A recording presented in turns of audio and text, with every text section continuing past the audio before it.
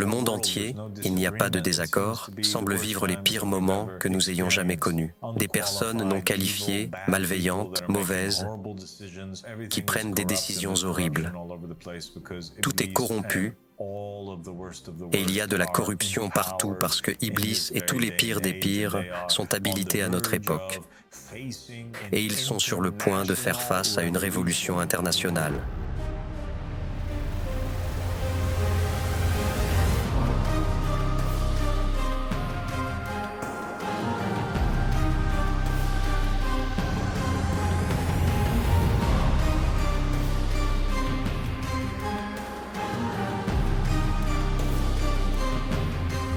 Je cherche refuge auprès de Dieu contre le maudit Satan. Ô Dieu, envoie tes prières sur Mohammed et la famille de Mohammed, les imams et les mardis, avec une excellente soumission. La paix et les bénédictions de Dieu soient sur toi, mon cher frère Lokman. Et que la paix et les bénédictions de Dieu soient sur toi, mon cher père. Merci de t'être joint à moi. Je te remercie. C'est un honneur pour moi d'être ici.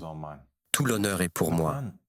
Lokman, aujourd'hui, nous allons parler d'un sujet très important, celui du qiyam ou du lever. Je pense qu'il serait approprié de commencer par cette idée ou cette notion que nous trouvons dans les narrations de Mohammed et de la famille de Mohammed, sallallahu alayhi wa alayhi, à savoir qu'il y a ces deux États comme deux nations, deux pays, n'est-ce pas? Deux États. Une narration des Ahlul Bayt, la paix vient d'eux, dit qu'il n'y a que deux États, l'État d'Adam et l'État d'Iblis. Et lorsqu'il s'agit de l'État d'Adam, Allah, subhanahu wa ta'ala, est adoré ouvertement. Et lorsqu'il s'agit de l'état d'Iblis, Allah, subhanahu wa ta'ala, est adoré en secret. Les narrations indiquent également que les croyants dans l'état d'Iblis sont opprimés. D'accord? Et ils n'ont pas grand-chose, ils se privent, leur condition est mauvaise, et des tyrans les gouvernent. Et dans l'état d'Adam, vous les trouvez dans un état de prospérité, de paix, de liberté et de plaisir, d'accord? Oui.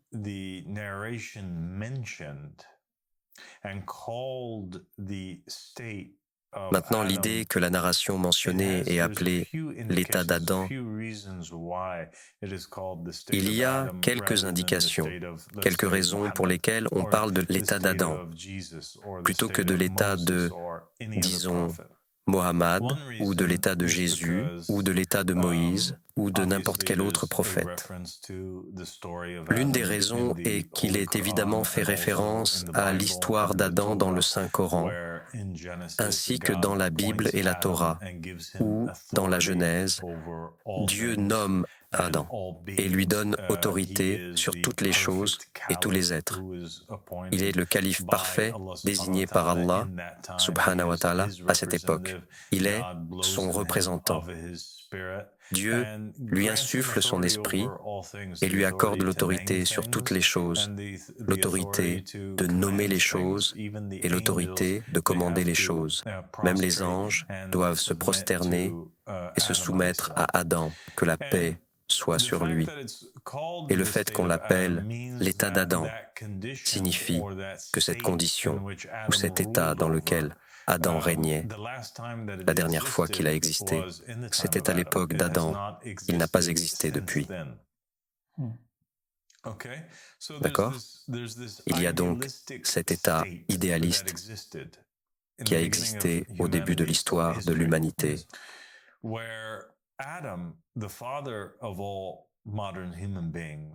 Le père de tous les êtres humains modernes a été désigné comme juge et gardien, comme seigneur, comme dirigeant, comme roi sur les anges, les animaux et tous les autres êtres humains. Dieu a donné un ordre à Adam. Il n'a pas écouté ce commandement, qui était de ne pas s'approcher de l'arbre. Il a mangé de l'arbre, évidemment, vous connaissez l'histoire, et l'alliance a été rompue. Son alliance avec Dieu a été rompue, et il a été banni, exilé hors de son royaume, hors du jardin. Il a perdu l'autorité qu'il avait autrefois. À cause de cela, Adam, Ève et ses enfants ont été condamnés à travailler. En fait, ils devaient cultiver et travailler pour se nourrir. La terre fut maudite et ne produisit plus de fruits. Les narrations racontent que dans l'état d'Adam, si les gens voulaient quelque chose d'un animal, ils voulaient simplement que cela soit par exemple, et l'animal obéissait, ou ils appelaient l'animal. Et l'animal obéissait et s'avançait d'une manière paisible et se soumettait. S'il voulait, par exemple, présenter un animal en offrande, l'animal s'avançait et donnait paisiblement sa vie pour Adam, qui est le roi sur eux. Mais après l'acte de désobéissance d'Adam, tous les animaux ont été terrifiés, ils n'ont plus fait confiance à l'homme et n'ont donc plus obéi.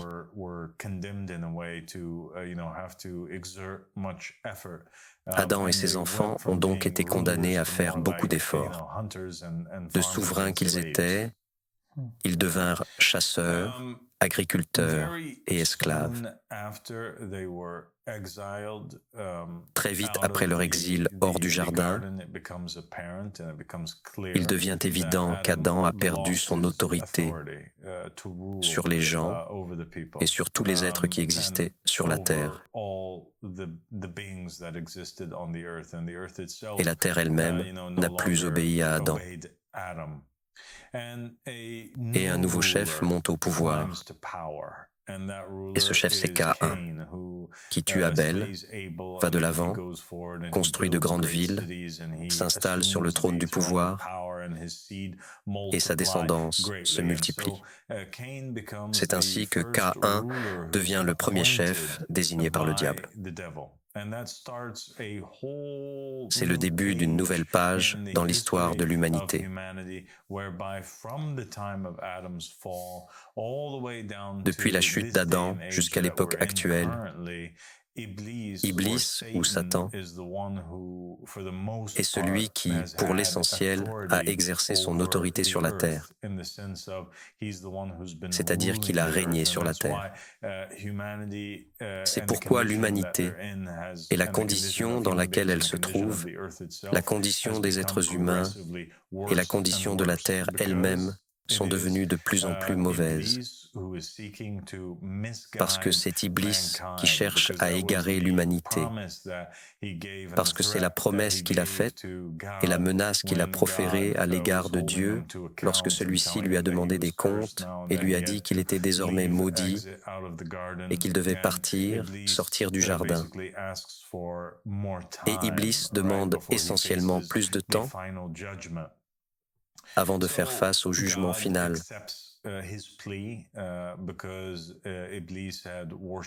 Dieu accepte sa demande parce que Iblis avait adoré Dieu de bien des façons que tous les autres êtres n'avaient pas adoré. Et Dieu décide d'accorder à Iblis un temps déterminé. Il décide de récompenser Iblis pour toutes les bonnes actions qu'il a accomplies auparavant, en lui accordant l'autorité en échange de ses actes dans ce monde physique. Vois-tu, Lokman, il y a dans l'islam et dans les narrations de Mohammed et de la famille de Mohammed ce concept selon lequel si une personne fait le bien, Pour que Dieu soit juste, il doit la récompenser.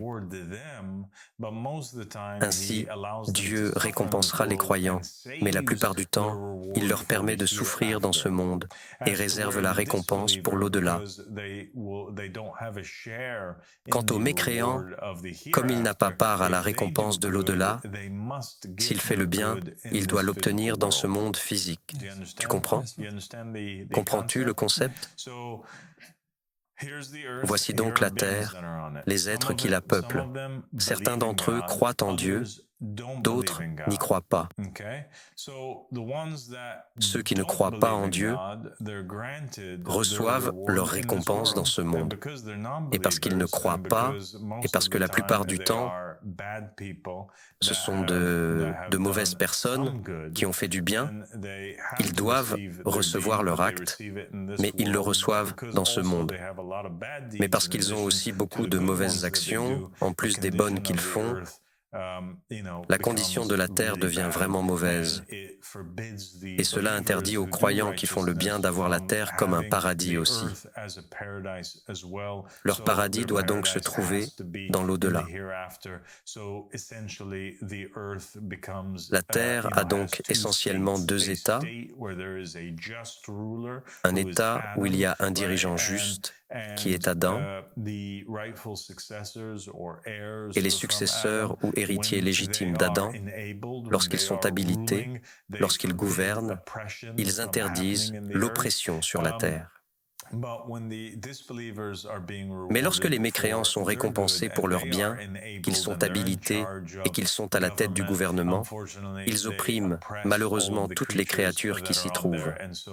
Ainsi, la terre devient un paradis pour eux parce qu'ils sont habilités et qu'ils ont le pouvoir, mais parce qu'ils sont injustes et qu'ils ne sont pas nommés par Allah subhanahu wa ta'ala. Ils font de la terre un enfer pour tous les autres êtres. D'accord?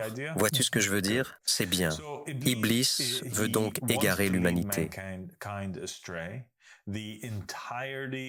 L'intégralité de la religion et l'accomplissement de la justice et d'un état de justice divine implique le suivi, l'obéissance et le serment d'allégeance à Adam ou aux prophètes, aux messagers, aux successeurs, à l'imam, qui est nommé par Allah subhanahu wa ta'ala. Vous ne pouvez pas réaliser la justice autrement parce qu'Allah subhanahu wa ta'ala a dit « En vérité, je fais un calife dans le pays ». C'est lui qui dit dans le Saint-Coran qu'il n'a envoyé de messager que pour qu'il soit obéi, n'est-ce pas? C'est donc au messager de Dieu qu'il incombe d'établir un gouvernement juste sur la terre. Iblis a empêché cela après la chute d'Adam. Et nous voyons que cela continue d'être le cas jusqu'à l'époque de Jésus-Christ, que la paix soit sur lui. C'est pourquoi nous avons une scène dans l'Évangile où Jésus, juste après son baptême, est conduit dans le désert où il jeûne pendant 40 jours et 40 nuits. Et il est tenté par le diable en 3 tentations. L'une des 3 tentations est celle d'Iblis, qui lui dit « Si tu te prosternes devant moi, je te ferai régner sur toute la terre. » Donc, si Iblis n'était pas responsable et qu'il avait déjà l'autorité sur les rois et les reines et sur la terre entière, comment pouvait-il donner autorité à Jésus, que la paix soit sur lui? Vois-tu où nous voulons en venir? Et c'est pourquoi Jésus, ou son sosie, a dit dans la Bible que ce royaume n'était pas le sien, parce qu'il s'agissait du royaume qui se trouvait actuellement sur la terre. Le royaume terrestre était un royaume du diable. C'était un royaume gouverné par des gens comme Ponce Pilate et où les oppresseurs comme eux avaient autorité. D'accord? Nous avons donc établi très clairement que les narrations parlaient de 2 états, l'état d'Adam et l'état du diable. Dans l'état d'Adam. Et nous savons qu'il est facile de survivre en tant que croyant, il est très difficile de survivre en tant que croyant dans l'état du diable. Et il y a cette promesse qui a été donnée aux prophètes et aux messagers. Et cette promesse, dans les narrations, était qu'un jour, l'état d'Adam serait rétabli. Nous l'avions au tout début, et un jour, il reviendra. Et c'est ce que toutes les œuvres des prophètes et des messagers, leur but, ont été de rétablir cet état. C'est ce que Mohammed, sallallahu alayhi wa alihi, essayait de faire lorsqu'il a émigré de la Mecque à Médine et qu'il a gouverné les musulmans là-bas. Mohammed n'était pas seulement un prophète pour eux, il était le calife. Ses successeurs étaient les califes, n'est-ce pas? Et les califes avaient l'autorité religieuse et politique. Mohammed était donc comme le pape musulman pour ainsi dire. Il régnait sur eux. Il essayait d'établir un état divin juste. Il essayait de revenir à l'état d'Éden et d'avoir à nouveau un paradis sur terre. Jésus-Christ, avant d'être trahi, a été envoyé en tant que quoi? En tant que Messie. Qu'est-ce que le Messie était censé faire? Et qu'est-ce que les Juifs attendaient du Messie? Ils attendaient qu'il établisse la justice sur la terre et qu'il règne sur eux en tant que chef religieux, mais aussi en tant que roi, n'est-ce pas? Leur sauveur qui établira un état divin juste et fera en sorte que les croyants ne souffrent plus. Il libérera l'État juif de l'occupation romaine. C'est la même chose pour Moïse. Moïse cherchait à faire sortir les Israéliens de l'état de Pharaon, qui était l'état du diable, et à les faire entrer dans une nouvelle terre promise, un état de justice divine, où le règne d'Allah, subhanahu wa ta'ala, est établi. Ainsi, dans les narrations, on trouve ce rêve que les prophètes et les messagers, cette promesse de Dieu, que les prophètes et les messagers gouverneraient et qu'un nouveau jardin d'Éden serait créé sur la terre. Mais cette promesse a été constamment et toujours retardée. Aucun prophète ou messager n'a pu l'établir. Dans les narrations des Ahlul Bayt, d'eux vient la paix, cette question est très claire. C'est pourquoi vous avez des narrations où Moïse regarde la Torah dans une narration et il voit tous ces accomplissements que le Caïm de la fin des temps est capable d'accomplir. Et il souhaite être le Caïm, ou il souhaite être à l'époque du Caïm. Il y a aussi d'autres récits où les prophètes et les messagers souhaitent revenir à l'époque où cet état de justice divine sera établi et où la promesse sera accomplie. N'est-ce pas? C'est donc pour cela qu'ils ont travaillé. Ils ont travaillé pour préparer le terrain afin que cet état puisse être établi. Comment ont-ils fait? Ils ont répandu la parole de Dieu. Ils ont essayé de convertir les gens de l'incrédulité à la croyance. Ils ont posé les briques et les fondations pour que, le moment venu, la promesse puisse se réaliser avec le soutien de nombreux croyants de diverses traditions religieuses, car tous croient et attendent avec impatience la création de cet État. Et vous avez aussi, tout au long du chemin, Iblis qui réarrange constamment les briques après la mort de chaque prophète et messager et qui essaie d'égarer les nations afin d'éviter l'établissement de cet État. Pourquoi veut-il éviter l'établissement de cet État? Tout simplement parce que dans le Coran et dans certaines écritures gnostiques existantes, Iblis, la'anatullah alayh, Satan demande à Dieu une période de temps. Dieu le lui accorde, mais il sait qu'à la fin du temps qui lui a été accordé, il sera jugé. Le jugement aura lieu pour Iblis. Les narrations de Mohammed et de la famille de Mohammed expliquent qu'à la toute fin, Iblis sera abattu, tué et présenté pour le jugement devant Allah, subhanahu wa ta'ala. Puis la terre sera remplie de prospérité et de paix. Il essaie donc d'éviter l'inévitable. Il essaie d'éviter d'être tué. Il essaie d'éviter son jour du jugement. Nous avons donc un jour du jugement qui se produit avec Iblis. Ce qui est intéressant dans les narrations qui parlent de la mort d'Iblis, c'est qu'il y a des narrations qui parlent de la mort d'Iblis 2 fois, de 2 façons différentes.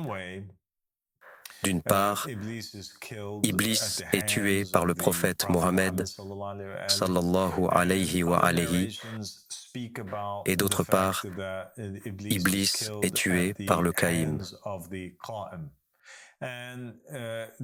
Les narrations qui parlent de sa mise à mort par les mains du Qaïm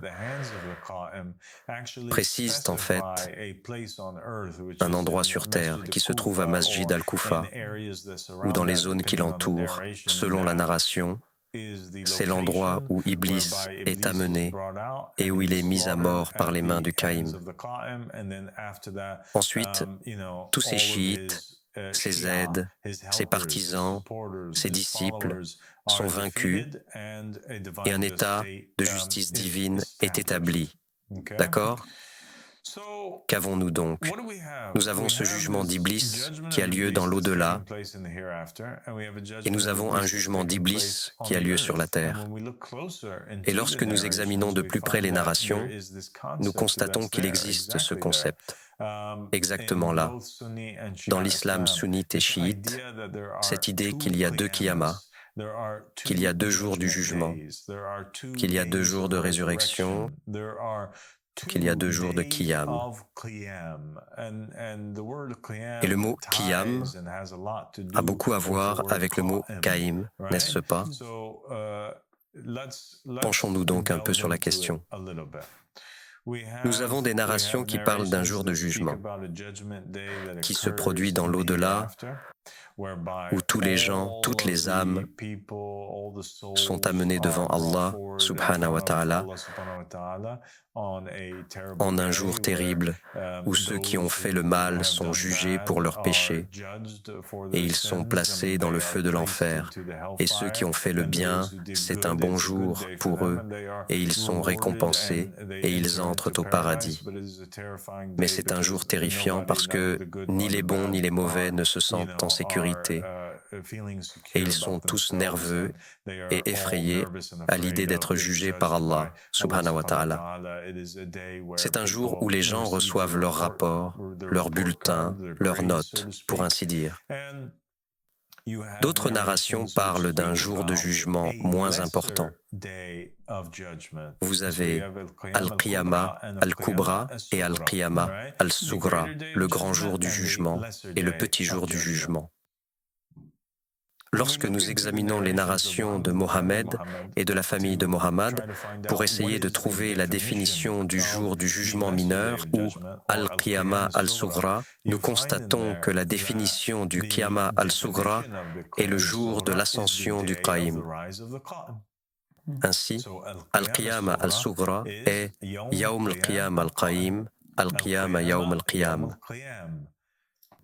Al-Qiyama, le jour du jugement ou le jour du lever, ou le jour de la résurrection. C'est pourquoi on le traduit parfois par le jour du jugement et parfois par le jour de la résurrection, parce qu'il s'agit en fait d'un soulèvement. C'est ce que le mot lui-même signifie. La petite Qiyama est donc le jour du lever du Qaïm, ou de celui qui se lève. Il y a donc 2 jours du jugement, l'un dans l'au-delà, l'autre sur terre. Les narrations de Mohammed et de la famille de Mohammed apportent encore plus de précision. Lorsque nous examinons les narrations qui parlent du Qiyam lui-même, nous constatons qu'il s'agit d'un jour, d'un moment où la promesse d'Iblis a été accomplie par Dieu. Il a reçu tout le temps qu'il méritait en échange de tous les actes d'adoration qu'il avait accomplis auparavant.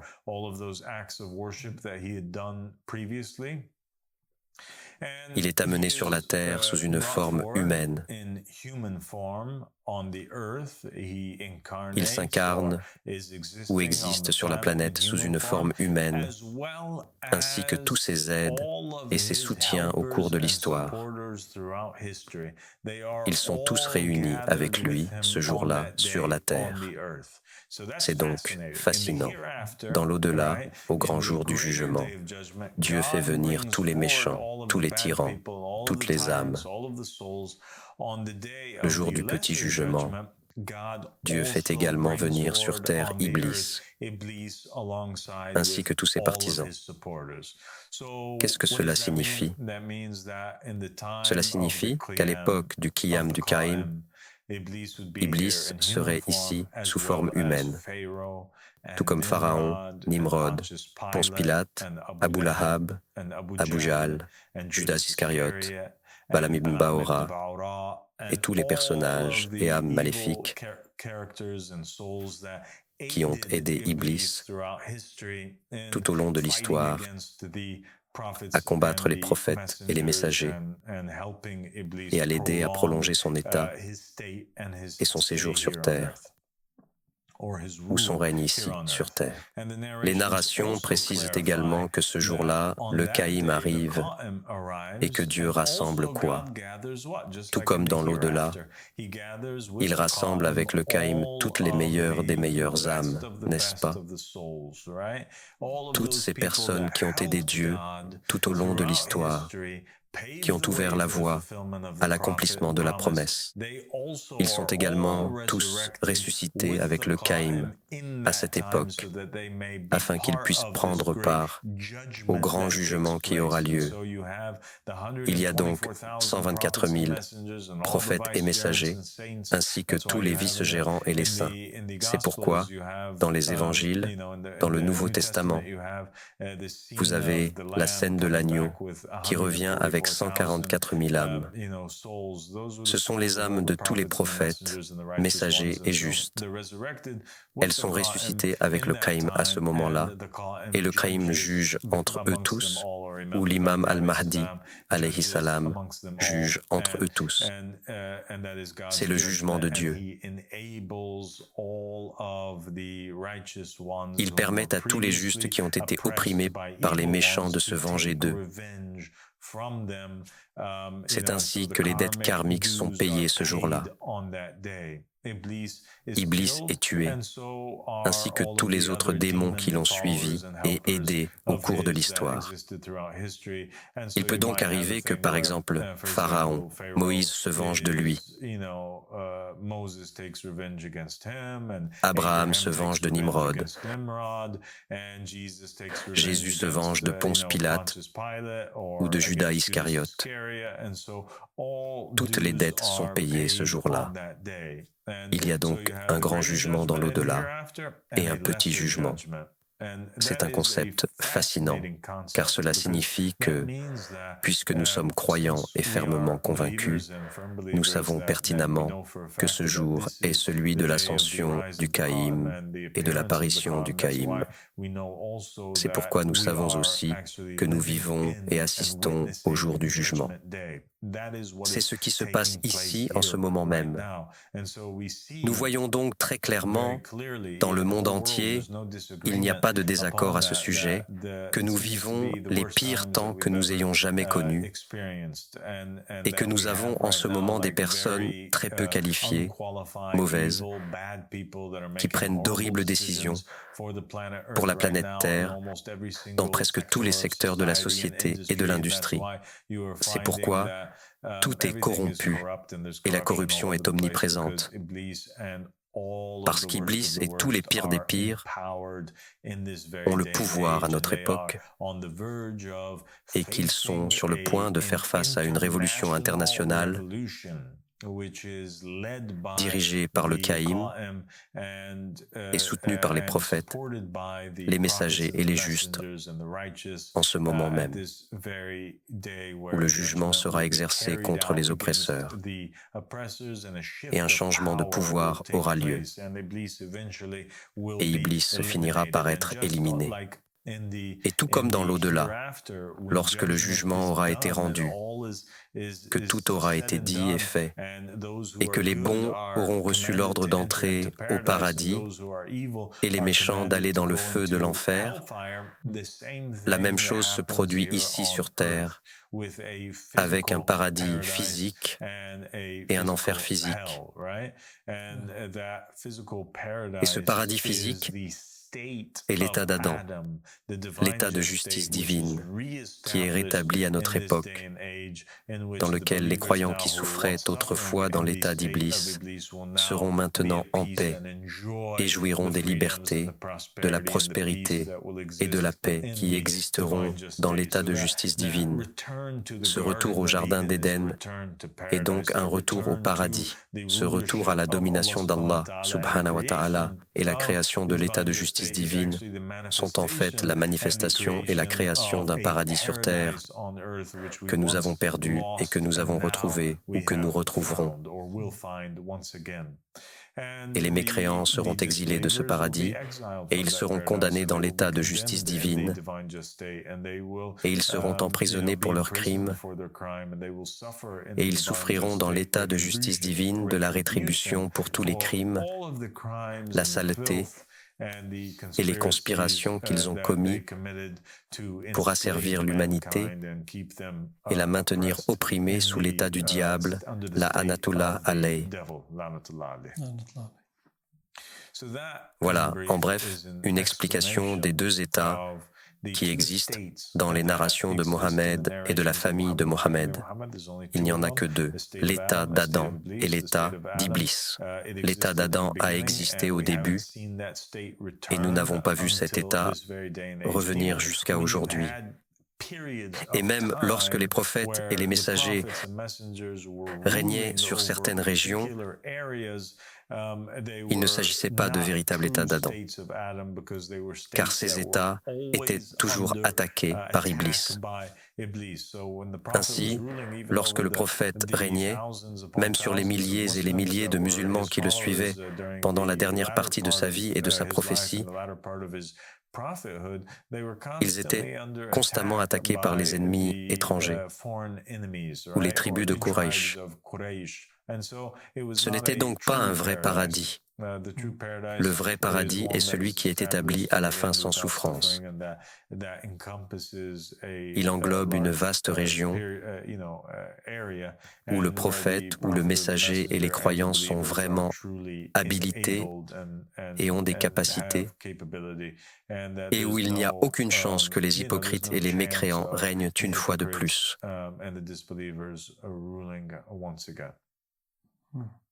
Merci beaucoup de t'être joint à moi, Luqman. Merci, Père. Et que Dieu te bénisse. Et Inch'Allah, nous nous retrouverons pour un nouvel épisode.